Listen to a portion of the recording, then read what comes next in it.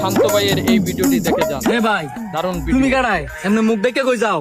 আমি অভিশপ্ত লোক, আমার মুখ যাইতে এই ধ্বংস হয়ে যায়। আমার একটা কাজ করে দিবি? কইরে দিতের মুখ, কিন্তু টিয়া লাগবো।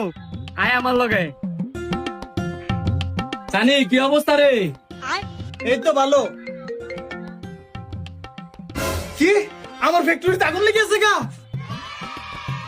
বন্ধু কি হয়েছে রে? আর কইস না, আমার ফ্যাক্টরিতে আগুন লেগেছে গা।